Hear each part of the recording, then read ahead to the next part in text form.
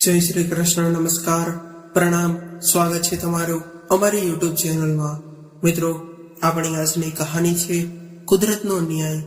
તો મિત્રો, આજની કહાની ખૂબ જ સમજવા લાયક અને વિચારવા લાયક કહાની બનવાની છે।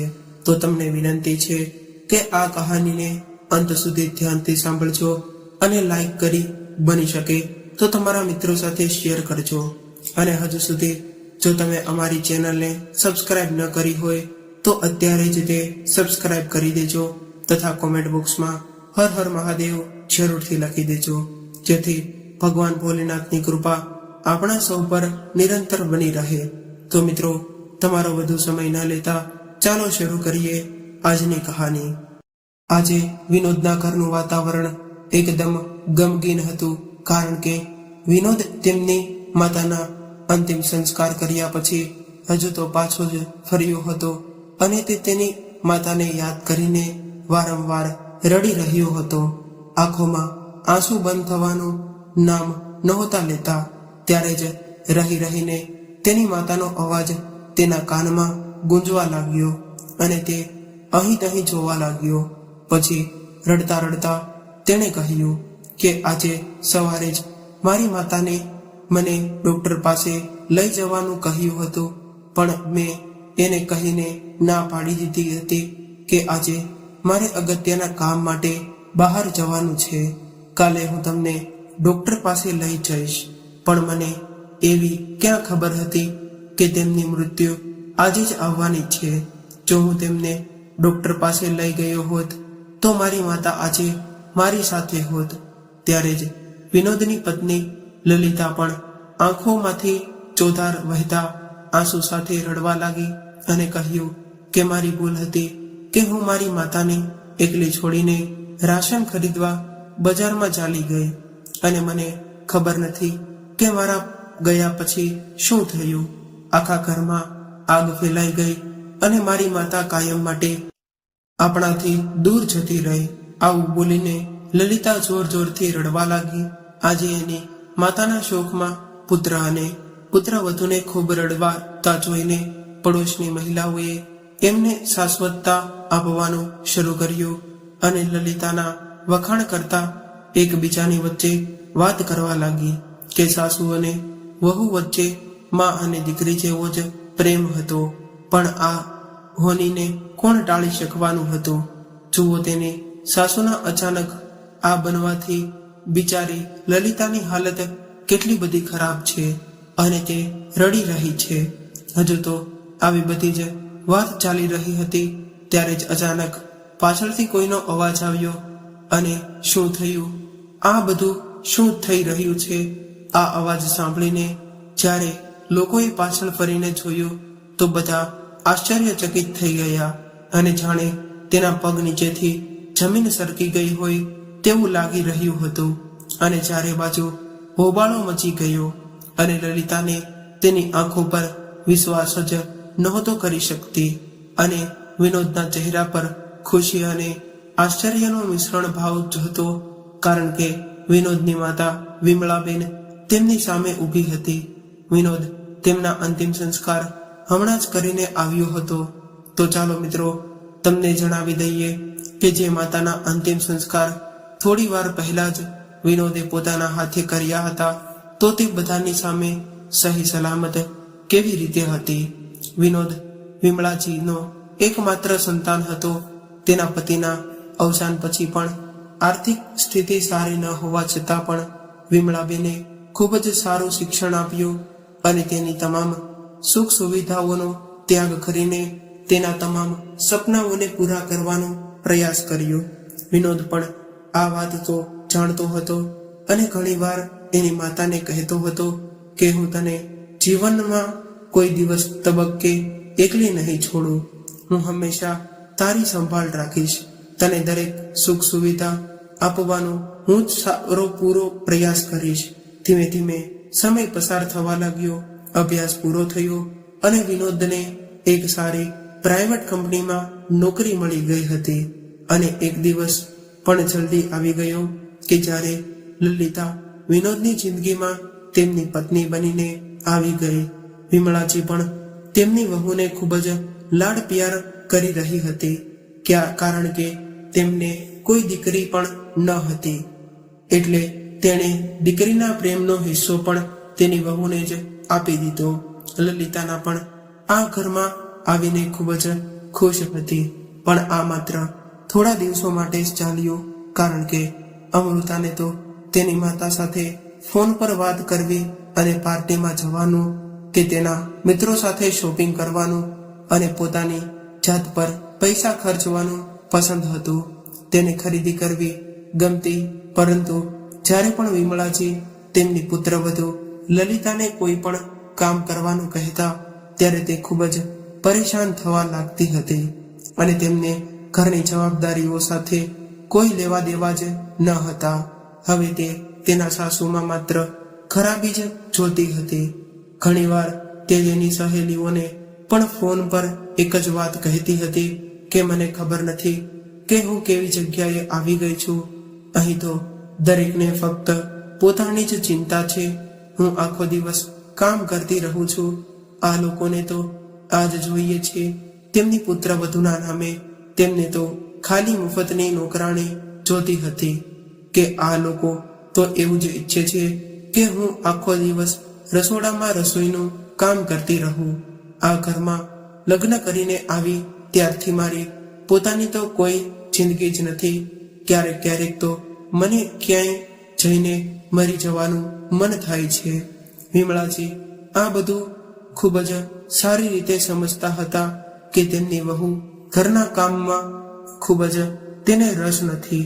એમને કોઈ જાજી પરેશાની ન થાય એટલે ઘરના કામની તમામ જવાબદારી વિમળાજી પોતે જ સંભાળતી હતી. તેની વધતી જતી ઉંમરને કારણે તેને કામ કરવું મુશ્કેલ લાગતું હતું. તેથી ક્યારેક તેને પોતાની વહુને ખાલી તેમની મદદ કરવા માટે કહેતી તો પણ લલિતા તેના પર ગુસ્સો થઈ જતી અને ઘણીવાર ગુસ્સામાં ડૂબતી રહેતી કે આ ઘરમાં આવીને તો મારું જીવન બરબાદ થઈ ગયું છે. એની વહુના આવા વર્તનથી કંટાળીને વિમળાજીએ તેને કોઈ કામ કરવાનું કહેવાનું જ બંધ કરી દીધું. આવી રીતે ધીરે ધીરે સમય વીતવા લાગ્યો, પણ લલિતાના વર્તનમાં કોઈ બદલાવ નહોતો આવી રહ્યો. વિનોદ પણ તેની પત્નીના આવા ઘમંડથી નારાજ હતો. જ્યારે પણ તે તેની પત્નીને સમજાવવાનો પ્રયત્ન કરતો ત્યારે લલિતા તેની સાથે પણ ઝઘડવા લાગતી. તેથી કંટાળીને તેણે ઘરના કામ કરવા માટે એક નોકરાણી રાખી લીધી, જેના કારણે તેના પર ખર્ચનો વધારો બોજ વધી ગયો. તેને કારણે તે તેની પત્નીને તેના ગેરકાયદેસર ખર્ચ માટે પૈસા આપવાના બંધ કરી દીધા. પરંતુ થોડો દિવસો પછી લલિતાએ વિનોદને એક હીરાનો હાર લેવાનો આગ્રહ કર્યો. ત્યારે વિનોદ તેની વાતોને ટાળી રહ્યો હતો.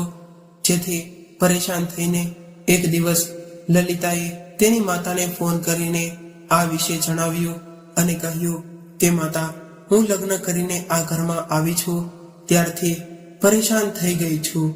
મારાથી હવે રોજ રોજ આ બધું સહન નથી થતું. તેમની દીકરીને આ બધી પરેશાનીઓ જોઈને લલિતાની માતાએ કહ્યું, દીકરી, તારે આ ત્રાસદાયક જીવન જીવવાની કોઈ જરૂર નથી. જ્યાં સુધી તે તારી વાત ન માને ત્યાં સુધી તું તારી જીદ પર અડેલી રહે છે. લલિતાને તેની માતાના આ શબ્દો મગજમાં સંપૂર્ણ રીતે ફિટ થઈ ગયા અને એક દિવસ જ્યારે વિનોદ ઓફિસેથી ઘરે પાછો આવ્યો ત્યારે તે ખૂબ જ થાકી ગયેલો હતો. ઘરે પહોંચીને તેમણે તેમની બેગ નીચે મૂકતા જ જોયું કે તેની પત્ની લલિતાનો ચહેરો ગુસ્સે ભરાયેલો જોયો. ત્યારે વિનોદે તેની પત્ની લલિતાના ગુસ્સાનું કારણ ખબર પડી હતી, એટલે તેણે લલિતાને પાણી લાવવાનું પણ ન કહ્યું અને ચૂપચાપ જઈને રસોડામાં જઈને પાણીનો ગ્લાસ લઈને આવ્યો. પણ આજે લલિતા ક્યાં ચૂપ રહેવાની હતી. તે ખૂબ બૂમો પાડીને બોલી, અને તમને ખબર છે કે નહીં, આજે મારી કીટી પાર્ટીમાં મારી કેટલી બેઇજ્જતી થઈ છે. મારી બધી સહેલીઓ તેમના ડાયમંડના ઘરેણાં એકબીજાને બતાવી રહી હતી અને હું છેલ્લા 6 મહિનાથી તમારી પાસે હીરાનો હાર માંગી રહી છું, એ પણ મને તમારા દ્વારા આપવામાં નથી આવ્યો. હવે તો હદ છે કે તમારી કંજૂસીની. મેં ક્યાં મોટો પહાડ માંગી લીધો હતો કે તમારાથી તે ન લાવી શકાય. આજ હું તમને ચોખ્ખું કહી દઉં છું કે હવે જ્યારે હું મારી કીટી પાર્ટીમાં જઈશ ત્યારે મારો હીરાનો હાર પહેરીને જ જઈશ. લલિતાએ આવી હઠ કરી ત્યારે વિનોદે તેને પ્રેમથી સમજાવી અને કહ્યું કે જો લલિતા, હજુ મારી પાસે એટલા પૈસા નથી અને મારી માં પણ બીમાર છે, એમની દવાઓનો પણ ખર્ચ કરવો પડે એમ છે, અને હવે નોકરાણી રાખ્યા પછી તેમના પગારનો ખર્ચ પણ વધી ગયો છે. જ્યારે મારી પાસે થોડા પૈસા આવશે ત્યારે હું જાતે જ તે તને તારી પસંદનો હીરાનો હાર લઈ આપીશ.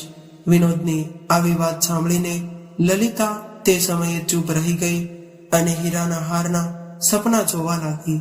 પરંતુ બીજા દિવસે જ્યારે વિનોદ ઓફિસેથી ઘરે પાછો આવ્યો ત્યારે તેનો ચહેરો ઉદાસ હતો.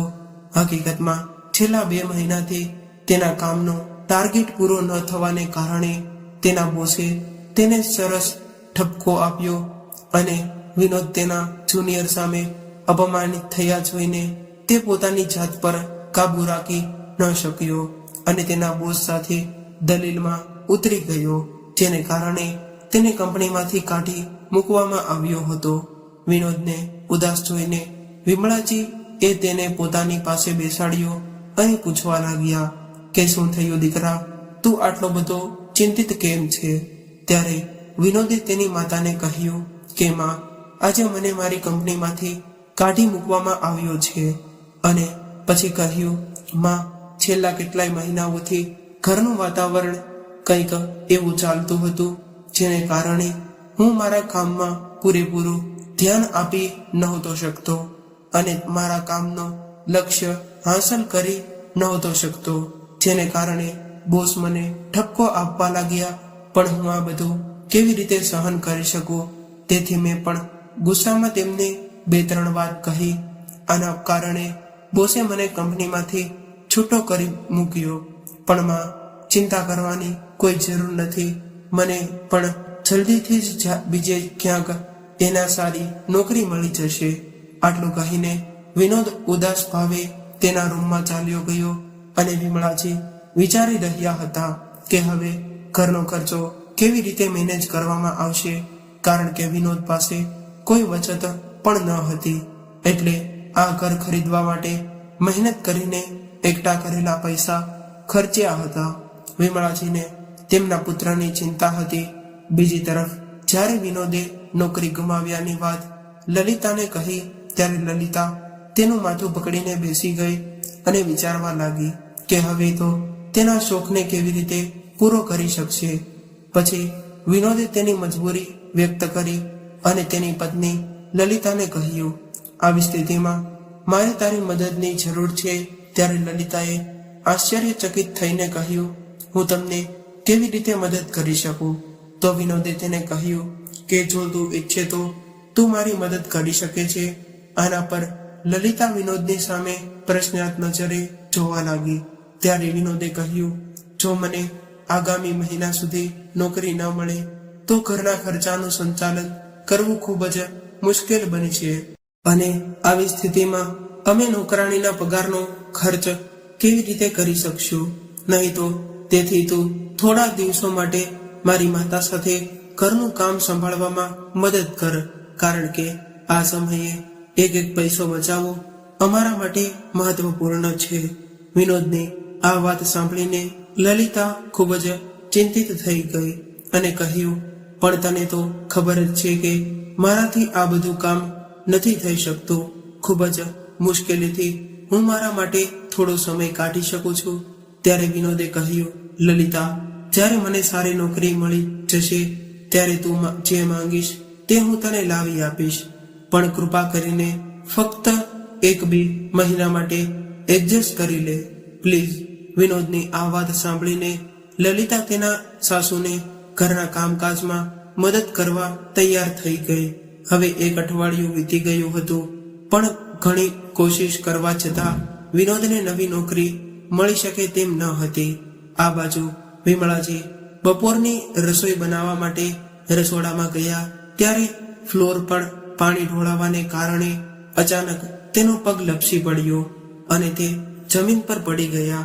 જ્યારે વિનોદે તેની ચીસો સાંભળી તો તે તરત જ તે દોડીને રસોડામાં આવ્યો અને તેની પત્નીની મદદ લઈને કોઈ રીતે વિમળાજીને બેડ પર લઈને આવ્યો, પરંતુ વિમળાજીને અસહ્ય દુખાવો થતો હતો અને ધીમે ધીમે પીડા વધતી ગઈ. તેની હાલત ખરાબ હોવાનું જાણીને વિનોદ તેને ડોક્ટર પાસે લઈ ગયો. ડોક્ટરે તેની તપાસ કરી તો જાણવામાં મળ્યું કે તેના હાથના હાડકામાં થોડું ફ્રેક્ચર થયું છે અને તેમની કમરમાં પણ ખૂબ જ દુખાવો થઈ રહ્યો હતો, જેને કારણે ડોક્ટરે તેને થોડો સમય આરામ કરવા કહ્યું. હવે વિનોદ તેની નોકરી ગુમાવવાથી અને તેની માતાની ઈજાને કારણે ખૂબ જ પરેશાન થઈ ગયો હતો. હવે તેનો ખર્ચો પણ ખૂબ જ વધી ગયો હતો. પણ તેના કરતા વધુ લલિતા ચિંતિત થઈ ગઈ હતી, કારણ કે એક તરફ નોકરાણી ચાલી ગઈ હતી અને બીજી તરફ તેની સાસુ, જે આખો દિવસ ઘરે નોકરાણીની જેમ કામ કરતી હતી, તે હવે પલંગ પર બેસી ગઈ હતી. હવે રસોઈ, વાસણો સાફ કરવા અને કપડાને તે ધોવા, તે તમામ કામકાજની જવાબદારી હવે લલિતા પર આવી ગઈ હતી અને સાથે સાથે વિમળાજીનું તમામ કામ પણ તેને જ કરવાનું હતું. જો કે વિમળાજી કોઈક રીતે પોતાની લાકડીના સહારે બાથરૂમમાં જઈ શકતા હતા, પરંતુ તેમના હાથમાં તેમને ખોરાક આપવો, તેમને દવાઓ આપવી અને તેમના નાના મોટા કામો કરવા પણ તેમને લલિતાને જ મુશ્કેલ લાગતા હતા. વિનોદ ઘણીવાર નોકરીની શોધમાં વહેલી સવારે ઘરેથી નીકળી જતો હતો અને બાળકોને પણ શાળાએ જવું પડતું હતું. તેથી લલિતાને સવારે વહેલા ઉઠવું પડતું. એકવાર સવારે નાસ્તો પાણી પતાવીને લલિતા તેના રૂમમાં જઈને બેઠી હતી ત્યારે જ તેની માતાનો ફોન આવ્યો અને તેણે ફોન પર વાત કરવાનું શરૂ કર્યું. માતા, તને ખબર નથી કે મારા માથા પર મોટી સમસ્યા આવી ગઈ છે. અત્યારે હું આખો દિવસ એક નોકરાણીની જેમ આખો દિવસ કામમાં વ્યસ્ત રહું છું. એક ક્ષણ માટે પણ મને શાંતિ નથી. આ સમયે તમારી દીકરીની હાલત એક નોકરાણી કરતા પણ વધારે ખરાબ થઈ ગઈ છે. લલિતા તેની માતા સાથે ફોન પર વાત કરી રહી હતી ત્યારે અચાનક વિમળાજીનો અવાજ આવ્યો. વહુ, મને એક કપ ચા બનાવી આપો ને, મને બહુ ઠંડી લાગી રહી છે. એમની સાસુમાની વાત સાંભળીને લલિતાએ તેની માને કહેવાનું શરૂ કર્યું કે હું શું કરું માં, મને ખબર નથી પડતી ક્યારે સાજી થશે મારી સાસુ. હવે તો ઘણા દિવસો થઈ ગયા છે પણ હજુ તે પથારીમાં જ પડી રહી છે. મને લાગે છે કે તેને કોઈ ઈજા નથી થઈ, પણ તે માત્ર ઈજા થવાનો ડોળ કરી રહી છે અને આખો દિવસ ઘરનું કામકાજ કરીને તો હું ચોક્કસ પાગલ થઈ જઈશ. અને અહીં આ રાણી આખો દિવસ પથારી પર આરામ કરે છે. જ્યારે મા અને દીકરી ફોનમાં વાતો કરી રહ્યા હતા ત્યારે ફરીથી વિમળાજીનો અવાજ આવ્યો. લલિતા વહુ, ઘરનું કામ થઈ ગયું હોય તો મારા માટે ચા નાસ્તો બનાવી આપજે, મને બહુ ભૂખ લાગી છે. સાસુનો અવાજ સાંભળતા જ લલિતા ગુસ્સામાં ફોન મૂકીને ઊભી થઈ અને પગ પછાડતી પછાડતી રસોડામાં ગઈ અને તેણે ચા બનાવી અને સાથે જ તે 2 રોટલી લઈને તેની સાસુ સામે ફેંકતા કહ્યું કે થોડો સમય ધીરજ નથી રાખી શકતા? હું પણ માણસ છું. હું સવારથી કામ કરીને થાકી ગઈ હતી, તેથી થોડી વાર માટે જ્યારે હું મારા રૂમમાં જઈને આરામ કરવા બેઠી તો તમને એવી કઈ મોટી મુસીબત આવી ગઈ હતી કે રાડે રાડ કરવા લાગ્યા. થોડી વાર માટે પણ તમારાથી ભૂખ સહન નથી થતી. પુત્રવધૂના આવા તીક્ષ્ણ શબ્દો સાંભળીને વિમળાજીએ આંખમાં આંસુ સાથે કહ્યું, વહુ, મને પણ વારંવાર તને કોઈ તકલીફ આપવી ગમતી નથી, પણ શું કરું, મજબૂરીને કારણે હું પથારી પર સૂઈ રહી છું અને આજે મારી આવી હાલત ન હોત તો હું ક્યારેય પણ બેઠી ન હોત. અને પછી સુખ દુઃખ અને મુશ્કેલીમાં પરિવારના સભ્યો જ એકબીજાને કામ આવે છે એટલે લલિતાએ કહ્યું, જ્યારે બેઠા બેઠા બધું જ મળી જતું હોય તો પછી આવા નકામા ભાષણો આપવાની શું જરૂર છે? હજુ તો એ વાત ચાલતી હતી ત્યારે જ તે લલિતાનો ફોન ફરી રણકવા લાગ્યો અને ફરી તેની માતાએ તેને ફોન કર્યો. દીકરી લલિતા, તારી આ હાલત જોઈને મને તારી ખૂબ જ ચિંતા થાય છે કે મારી દીકરીને કેવી રીતે મુશ્કેલીઓનો સામનો કરવો પડે છે. ત્યારે લલિતાએ કહ્યું કે શું કરું માં? એક બાજુ હું આર્થિક તંગીનો સામનો કરી રહી છું અને બીજી બાજુ દિવસભર આ મહારાણીના નખરા. હવે તો મને કંઈ સમજાતું નથી કે આ મારી સાસુથી કેવી રીતે છુટકારો મેળવવો જોઈએ. જો હું તેમને વૃદ્ધાશ્રમમાં મોકલવાનું કહું તો તમારા જમાઈ આ વાત ક્યારેય મંજૂર નહીં કરે. માં, તને જ તે કહો કે આ સમસ્યાનો ઉકેલ શું છે? લલિતાએ નિરાશ સ્વરે કહ્યું. પછી તેની માતાએ કહ્યું, દીકરી તું ચિંતા ન કર, મારી પાસે આ સમસ્યાનો ઉકેલ છે. તેની માતાની આ વાત સાંભળતા જ લલિતાએ કિલકિલાટ શરૂ કર્યો અને ખૂબ જ આનંદથી પૂછવા લાગી, એવો કયો ઉપાય છે માં? મને જલ્દી બતાવો. તો તેની માતાએ કહ્યું, મારી પાસે એક ઉપાય છે કે જે તારી બધી જ સમસ્યાઓનું સમાધાન કરશે. એ ઉપાય એવો છે કે એક કાંકરે 2 પક્ષીઓને મારી નાખશે. માં, તારો કહેવાનો મતલબ શું છે? મને કંઈ સમજાતું નથી, લલિતાએ કહ્યું. ત્યારે તેની માતાએ કહ્યું, અરે પુત્રી, જો તારે તારી સાસુથી મુક્તિ મેળવવી હોય તો પછી તું તેને તારા માર્ગમાંથી કેમ દૂર નથી કરી દેતી? તારી બધી સમસ્યાઓ આસાન થઈ જશે. ન તો તારે આ રોજિંદી પરેશાનીઓનો સામનો કરવો પડશે અને ન તો તારે તેમની દવાઓનો ખર્ચ ઉઠાવવો પડશે. અને સૌથી સારી વાત તો એ જ કે તમને તારી સાસુના વીમાના પૈસા પણ મળશે. એ તો અલગ. તેમની માતાની આવી વાત સાંભળીને લલિતાએ મોઢું ચડાવીને બોલી કે શું માં, તમે કેવા પ્રકારની વાતો કરો છો? તમારો વિચાર કેવો બેકાર છે. શું તે તમારો વિચાર છે હું મારી સાસુને મારા માર્ગમાંથી કેવી રીતે દૂર કરી શકું?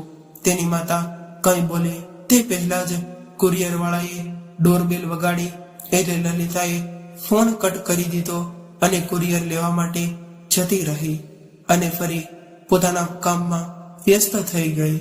પરંતુ કામ કરતી વખતે લલિતા તેની માતાએ કહેલી વાતો યાદ કરી રહી હતી. એ વાતો દિવસે તે વિચારમાં મગ્ન રહી કે તેનો ઉકેલ કેવી રીતે શોધવો. પછી તે તેની માતાએ આપેલા સૂચન વિશે વિચારવા લાગી. પહેલા તો તેની માતાએ જે કહ્યું તે તેને હાસ્યાસ્પદ લાગતું હતું, પણ હવે તે દિશામાં પગલાં ભરવાનું વિચારી રહી હતી. તેને લાગવા માંડ્યું કે આવું પગલું ભરીને તે તેની તમામ સમસ્યાઓમાંથી મુક્ત થઈ જશે. ઘણો વિચાર કર્યા પછી તેને એક વિચાર આવ્યો. આગળના દિવસે સવારે વિમળાજી એ તેમના દીકરાને કહ્યું, વિનોદ, મારે આજે ડોક્ટર પાસે જવાનું છે. તો વિનોદે કહ્યું, માતા, હું આજે તમારી સાથે નહીં આવી શકું, કારણ કે મારો ઇન્ટરવ્યૂ છે અને મને એવું લાગે છે કે આજે તે ઉકેલાઈ જશે. હું તને કાલે ડોક્ટરને મળવા લઈ જઈશ. આટલું કહીને વિનોદ તેની માતાના આશીર્વાદ લઈને ઇન્ટરવ્યૂ માટે ચાલ્યો ગયો. વિનોદના ગયા પછી લલિતા તેના નાપાક પ્લાન બનાવવા લાગી. તે રસોડામાં ગઈ અને ગેસનું રેગ્યુલેટર ચાલુ કરીને મૂકી દીધું અને ઝડપથી પૈસા અને થેલી લઈને શાકભાજી લેવા બજારમાં જતી રહી. અને જતી વખતે તેણે ઘરની લાઈટો પણ બંધ કરી દીધી. હવે વિમળાજી ઘરમાં સાવ એકલા હતા, પણ તે ઘણા સમયથી ગાઢ નિદ્રામાં હતા. લલિતાના ગયા પછી તરત જ વિમળાજીની ઊંઘમાંથી જાગી ગયા અને તેની વહુ લલિતાને પાણી આપવા માટે બોલાવી રહ્યા હતા. પરંતુ લલિતાએ કોઈ જવાબ ન આપ્યો અને ન તો તે પોતે આવી. લગભગ 1 કલાક પછી રસોડામાં આગ ફાટી નીકળી અને આખું ઘર ધુમાડાથી ભરાઈ ગયું હતું. લલિતાએ જ્યારે બજારમાંથી બ્રેડ ખરીદીને આવી રહી હતી ત્યારે તેણે દૂરથી તેના ઘરમાંથી ધુમાડો નીકળતો જોયો ધુમાડો જોતા જ તે વિચારવા લાગી કે આજે નસીબ મારા મહેરબાન છે, હવે મારી બધી જ પરેશાનીઓ આપોઆપ ખતમ થઈ જશે. ન તો મારે રોજ મારી સાસુની રાડો સાંભળવી પડશે કે ન તો મારે આખો દિવસ કામ કરવું પડશે અને મારી સાસુના ઇન્સ્યોરન્સના 10 લાખ રૂપિયા આવી જશે. તે તો અલગ, પરંતુ તેણે તેની ખુશીનો ચહેરો પર દેખાવા દીધી ન હતી. લલિતા ઘર તરફ દોડી અને તેણે જોર જોરથી બૂમો પાડવાનું શરૂ કર્યું. થોડી જ વારમાં નજીકમાં લોકો એકઠા થઈ ગયા અને લલિતા જાણે સાસુની સંભાળ રાખતી હોય તેવો ઢોંગ કરીને રડવા લાગી. તેણે તેના સાસુની ચિંતા હતી અને તે તેના ઘરની અંદર જવા લાગી ત્યારે લોકોએ તેને અંદર જતા અટકાવી. એ સમયે વિનોદ પણ ઘરે પાછો આવી ગયો હતો. તેને નોકરી મળી ગઈ હતી, તેને કારણે તે ખૂબ જ ખુશ હતો. પણ જેને તેણે ઘરે પાછો ફર્યો તેણે જોયું કે ફાયર બ્રિગેડ વાળા તેના ઘરમાં ઘૂસીને આગ બુઝાવવાની તૈયારીમાં હતા. ઘરની બહાર લોકોની ભીડ હતી. લલિતા જોર જોરથી રડી રહી હતી, બૂમો પાડી રહી હતી અને વારંવાર કહી રહી હતી કે કોઈ મારી સાસુમાને બચાવી લ્યો. તેમની આ વાત સાંભળીને વિનોદના હાથમાંથી મીઠાઈનું બોક્સ નીચે પડી ગયું અને ધ્રુજતા સ્વરે કહ્યું, લલિતા, આ શું થયું? અરે માં ક્યાં છે? ત્યારે લલિતાએ રડતા રડતા ઘર તરફ ઈશારો કરીને કહ્યું કે માં ઘરમાં છે. આ સાંભળીને વિનોદ બૂમો પાડતો પાડતો ઘર તરફ દોડ્યો, પણ ત્યાં સુધીમાં ઘણું મોડું થઈ ગયું હતું. ઘરમાં લાગેલી આગ તો ઓલવાઈ ગઈ હતી, પણ અંદર જતા જ બધાએ જોયું કે એક વૃદ્ધ સ્ત્રીની લાશ પડી હતી, જે આગમાં બહાર રીતે દાઝી રહી હતી. આ બધું જોઈને વિનોદેને કહેવાનું દુઃખ હતું કે કોઈ ઠેકાણું ન રહ્યું અને માં ચીસો પાડતા વિનોદ જોર જોરથી રડવા લાગ્યો. તો બીજી તરફ લલિતા પણ જાણે તેની દુનિયા છીનવાઈ ગઈ હોય તેમ ચીસો પાડી રહી હતી. બધા સંબંધીઓને જાણ કરવામાં આવી અને 2 કલાક પછી વિમળાજીના અંતિમ સંસ્કાર પણ કરવામાં આવ્યા. ત્યારબાદ સૌ કોઈને ઘરે પહોંચી ગયા હતા. રસોડામાં ફેલાયેલી આગને કારણે રસોડા અને હોલને ખૂબ જ નુકસાન થયું હતું, જ્યારે અન્ય રૂમમાં કોઈ ખાસ નુકસાન નહોતું થયું. ક્યારે વિનોદ તેની માતાને યાદ કરતો અને ક્યારે તેના ઘરને જોતો, જે ઘરમાં તેની માતા સાથે જોડાયેલી યાદો હતી. બીજી બાજુ લલિતા રડવાનો ડોળ કરતી હતી અને ચિંતા કરતી હતી કે તેની માતા હજુ સુધી કેમ નથી આવી. વિનોદ તેની માતાના દુઃખમાં સતત રડી રહ્યો હતો, જ્યારે લલિતા પણ રડવા લાગી હતી અને દુઃખ વ્યક્ત કરી રહી હતી. આજે પાડોશીની મહિલાઓ ક્યારે લલિતાને ગળે લગાવીને સાથ આપી રહી હતી, તો ક્યારે વાતો કરીને આશ્વાસન આપી રહી હતી. લલિતાની આંખોમાંથી મગરમચ્છના આંસુ વહી રહ્યા હતા. ત્યારે જ અચાનક દરવાજામાંથી કોઈ અંદર આવ્યો અને અવાજ સંભળાયો, શું થયું? આ બધું શું ચાલી રહ્યું છે? આ અવાજ સાંભળીને લોકો પાછળ ફરીને જોવા લાગ્યા, પણ જેમણે પાછળ જોયું તે માત્ર જોતા જ રહી ગયા અને અચાનક તમામ લોકોના હાહાકાર મચી ગયો. જેવું વિનોદે પાછળ ફરીને જોયું ત્યારે તેમના આશ્ચર્યની કોઈ સીમા ન હતી, કારણ કે ત્યાં બીજી કોઈ નહીં પરંતુ વિમળાજી પોતે જ ઊભા હતા.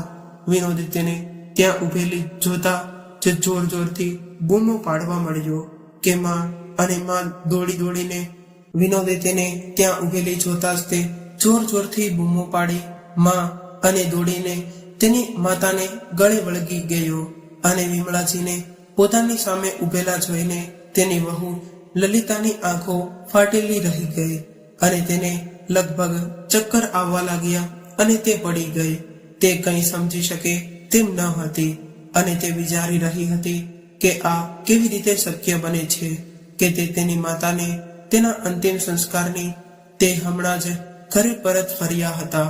તે તેની સામે જીવંત અને સલામત ઊભી હોય અને જો વિમળાજી અહીંયા ઊભા હોય તો એ મહિલા કોણ હતી કે જેના અંતિમ સંસ્કાર તેણે થોડી વાર પહેલા જ કર્યા હતા. હવે તમામ લોકોને આ પ્રશ્નનો જવાબ જાણવો ખૂબ જ જરૂરી બની ગયો હતો. વાસ્તવમાં એવું થયું હતું કે લલિતા જ્યારે રેગ્યુલેટર ખોલીને માર્કેટમાં જવા નીકળી કે તરત જ તે માત્ર 2 મિનિટ પછી ડોરબેલ વાગી ત્યારે ગેસ હજુ આખા ઘરમાં ફેલાયો ન હતો. તેથી વિમળાજી તરત જ ઊભા થઈ ગયા અને દરવાજા પાસે ગયા, લાઇટ સળગાવી અને દરવાજો ખોલ્યો. તેણે કંઈ પણ ખાધું કે પીધું ન હતું અને નબળાઈને કારણે ચક્કર આવવાથી તે નીચે પડી ગયા. ત્યારે વિમળાજીની નજીકની સહેલી અલકાજી અને તેના પુત્ર સાથે તેની ખબર પૂછવા તેના ઘરે આવી હતી. જ્યારે તેણે તેની સહેલી વિમળાજીને આવી હાલતમાં જોયા ત્યારે તે અને તેનો પુત્ર એને એની કારમાં બેસાડી અને તેને હોસ્પિટલમાં લઈ ગયા. અને બીજી તરફ લલિતાની માતાને તો બસ આજ જોતું હતું કે લલિતા જલ્દી સાસુ નામની મુશ્કેલીમાંથી મુક્ત થઈ જાય. આ માટે વિમળાજીને લલિતાજીના જીવનમાંથી હંમેશ માટે બહાર નીકળવાનો પ્લાન બનાવવા માટે તે લલિતાના ઘરે આવ્યા હતા. ઘરમાં આવતા જ ચારે બાજુ અંધકાર છવાઈ ગયેલો હતો. તો તેમણે તેમની દીકરી લલિતાને બોલાવી પણ કોઈ જવાબ ન મળ્યો. એટલે તેણે પાર્કિંગમાંથી લાઇટ ચાલુ કરી. લાઇટ શરૂ થતા જ તુરંત જ તે ગેસની ઘરમાં આગ લાગી અને તરત જ તે આગ આખા રસોડા અને હોલને લપેટમાં લઈ લીધું. ત્યારે જ તે લલિતાની માતા અંદર ઘસી ગઈ. આ વખતે તેણે ચીસો પાડવાનું શરૂ કર્યું, પરંતુ ધુમાડાને કારણે તેને કંઈ દેખાતું ન હતું. બહાર નીકળીને જીવ બચાવવાનો કોઈ રસ્તો પણ ન હતો. જ્યારે વિમળાજી ખોરાક ન મળવાને કારણે ખૂબ જ નબળા પડી ગયા હતા. તેથી ડોક્ટરે તેને ગ્લુકોઝનો બાટલો ચડાવવાનો, જેને કારણે તેને ઘરે આવવામાં થોડું મોડું થયું. અને જ્યારે લલિતાએ ઘરમાંથી ધુમાડાના ગોટે ગોટા ઉડતા જોયા ત્યારે તે એ વિચારીને ખૂબ જ ખુશ થઈ ગઈ કે આખરે તેણે તેના રસ્તામાંથી સાસુ નામનો કાંટો હટાવ્યો. પણ તેને ખબર ન હતી કે તેના ઘરમાં તેની સાસુ નહીં પરંતુ તેની માં જીવતે જીવતી સળગી રહી હતી. તે અંદરથી ખૂબ જ ખુશ હતી કે તેનો સર્જક પણ તેનાથી કાયમ માટે વિરામ લેશે. પણ આજે જ્યારે તેણે અંતિમ સંસ્કાર પછી તેની સાસુને તેની સામે ઉભેલા જોયા ત્યારે તેની આંખો ફાટી ગઈ. આ બાજુ વિમળાજી પણ તે સમજી શક્યા નહીં કે તેમના ઘરમાં આ શું થઈ રહ્યું છે. જ્યારે તેમણે કહ્યું કે તે નબળાઈને કારણે પડી ગઈ હતી અને તેની સહેલી સાથે ડોક્ટર પાસે ગઈ હતી ત્યારે જ આખો મામલો સ્પષ્ટ થઈ ગયો. પરંતુ હજુ સુધી દરેકને એ સ્પષ્ટ ન થઈ ગયું કે આખરે મૃત્યુ કોણ પામ્યું છે. તે જાણવા માટે પોલીસને બોલાવવામાં આવી હતી અને પડોશના તમામ સીસીટીવી કેમેરા તપાસવામાં આવ્યા હતા. અને પછી જાણવા મળ્યું કે વિમળાજી ઘરની બહાર નીકળવાને 1 કલાક પછી તેમના ઘરે લલિતાજીની માતા આવી હતી. અને પોલીસે કહ્યું કે જે મહિલાનું મૃત્યુ થયું હતું તે બીજું કોઈ નહીં પણ લલિતાની માતા હતી. આ સાંભળીને લલિતાનું હૃદય ગહેરા શોકમાં ડૂબી ગયું. અને તમે તેને કાપશો તો લોહી પણ નહીં નીકળે.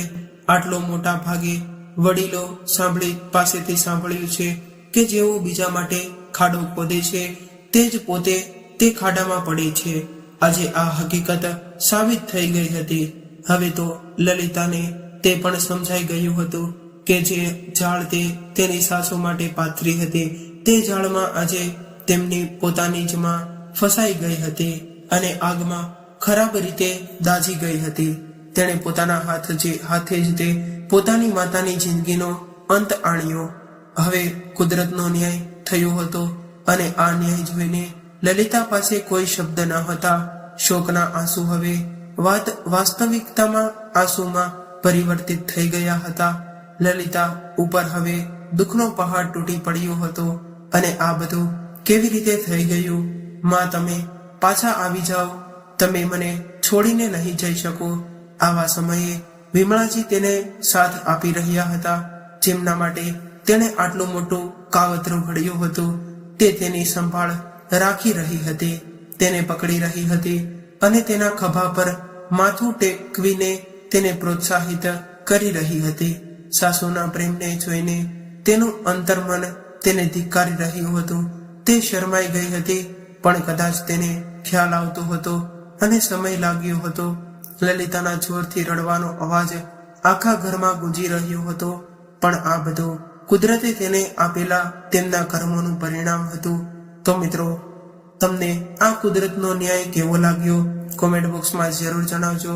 આ કહાની પસંદ આવી હોય તો વિડીયોને લાઈક તેમજ તમારા અન્ય મિત્રો સાથે શેર કરજો. અને આવી જ કહાની સાંભળવા માંગતા હોય તો આ ચેનલને સબસ્ક્રાઇબ જરૂરથી કરજો. તો ચાલો ફરી મળીશું એક નવા કહાની સાથે. ત્યાં સુધી સૌને મિત્રોને મારા જય શ્રી કૃષ્ણ, રાધે રાધે, હર હર મહાદેવ. આ કહાનીને પૂરી સાંભળવા માટે ખૂબ ખૂબ આભાર. Thank you.